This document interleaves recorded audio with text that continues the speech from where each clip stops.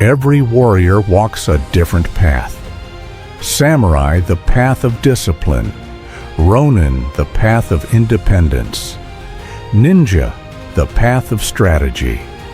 Zen monk, the path of wisdom. Shogun, the path of power. But today, we explore the path of the Shogun. You arrive exactly 1 minute late to your shift. Quietly log into your system and immediately calculate the absolute minimum amount of effort required to avoid getting fired today. You stretch minor administrative tasks across hours, hide behind ambiguous email threads, and pass off collective work as your own. You tell yourself that you are outsmarting the system, preserving your energy, and refusing to let a heartless corporation exploit your labor. This is a lethal, pathetic lie. You are the mediocre person, a decaying modern archetype drifting blindly into a permanent, agonizing identity crisis. You mistake your total lack of ambition for a clever act of workplace rebellion, completely blind to the fact that your cherished comfort zone is actually a silent, active execution site for your soul. The great paradox of your life is terrifying. By fiercely protecting yourself from the discomfort of hard work, you are systematically ensuring your own utter worthlessness.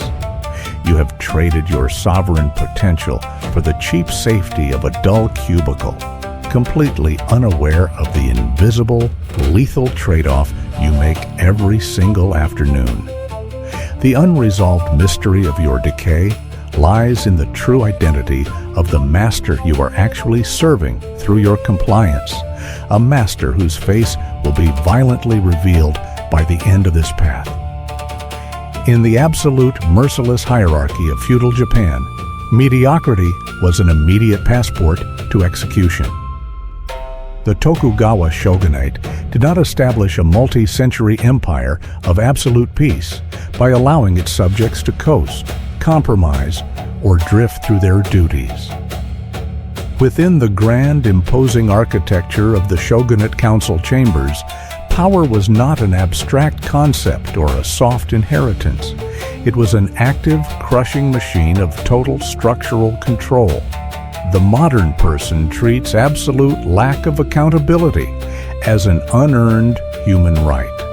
You expect maximum compensation for minimal execution, crying out in deep emotional betrayal the exact second an authority figure holds your lackluster performance to a real standard. Your spirit has grown soft, bloated, and entirely parasitic. You live a life of quiet desperation, completely detached from the visceral, high-stakes reality of absolute responsibility. Step into the suffocating, terrifying silence of the Shogunate Council Chambers during the winter of 1615. Feel the biting, sub-zero draft cutting through massive, polished cedar pillars. Smell the sharp, heavy odor of raw beeswax candles, aged scroll parchment, and the cold metallic tang of hidden iron armor plates beneath grand silk robes.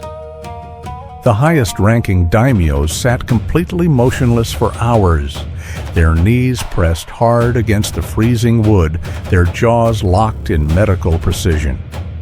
Within this high-stakes crucible, the regime maintained absolute dominion through the iron system stack of strict hierarchy and the absolute mandate.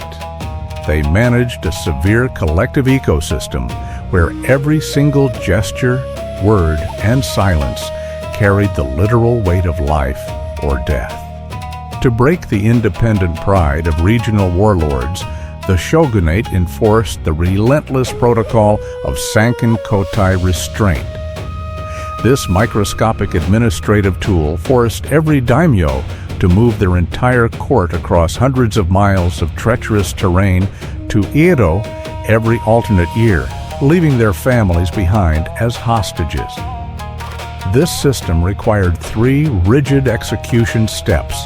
First, the complete surrender of personal comfort, to the grand design of the state. Second, the flawless maintenance of structural order despite extreme logistical exhaustion. And third, the absolute execution of duty without a single microsecond of deviation. Through this crushing administrative restraint, the shogunate transformed raw physical limitation into absolute political and spiritual power. Your chronic mediocrity at your daily shift is an active, ongoing act of self-mutilation. The moment you decide to do just enough to get by, you aren't robbing your employer. You are systematically training your own mind to accept permanent inferiority. You are actively hardwiring your brain to crave cowardice, turning your day-to-day existence into an agonizing rehearsal for a meaningless life. Your brain panics at the sight of true, demanding excellence because excellence requires the immediate death of your lazy habits. You hide behind your clever office alibis because you lack the raw courage to find out who you actually are when your safety nets are torn away. To shatter this cycle of identity decay, you must enforce the shogun's absolute mandate over your current reality. Terminate the bare minimum. Execute your current task with an aggressive, terrifying perfection that shocks the people around you. Command the position. Stop, sit up, do not look away, or shift your focus. Exactly 50% of this transmission has unfolded, and your fractured, undisciplined mind is already looking for an escape route, desperate to swipe away to find a mindless video that validates your small, lazy lifestyle. You are defensive because these cold words are stripping away the academic armor you use to hide your utter lack of discipline. You despise this mirror because it shows your cowardice in stark detail. Stand firm. Do not flee from the silence. If you abandon this realization right now, you publicly confess that your mediocrity owns your entire life. Destroy the comfort. The final terrifying cost of your modern physical and mental stagnation is complete psychological erasure. By refusing to assert your own power over your immediate domain, you become a permanent, empty proxy for the grand designs of far stronger men.